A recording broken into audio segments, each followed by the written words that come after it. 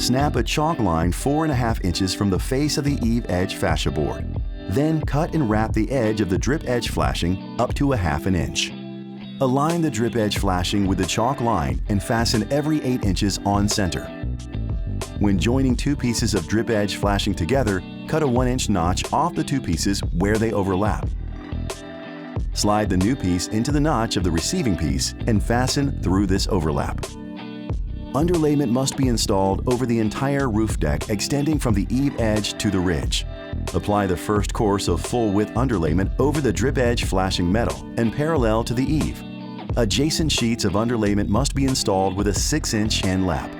Underlayment from course to course must overlap a minimum of 3 inches, and end laps must be staggered a minimum of 3 feet from adjacent courses. Where a roof-to-wall or curb transition exists, underlayment should be run a minimum of 5 inches up the vertical face. Run the underlayment flush to the rake edge of the roof.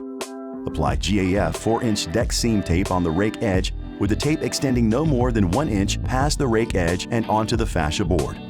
Position the unnotched end of a timber steel rake edge flashing starter at the eave edge of the rake in line with the drip edge, and fasten every 8 inches outside the second water diverter. It does not need to be cut to match the angle of the fascia board. Apply timber steel metal roof sealant at the overlap area on the top end of the rake edge flashing starter.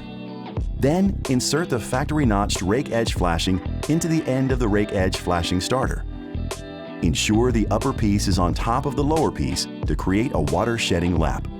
Extend the rake edge flashing up and over the ridge. Miter the vertical face and hem to conform to the angle of the ridge. Overlap the rake edge flashing on the opposite side a minimum 4 inches. Once the full run of rake metal is installed, apply the timber steel butyl tape down the inside of the water diverter closest to the exposed underlayment. Remove the release tape prior to installing the timber steel shingles.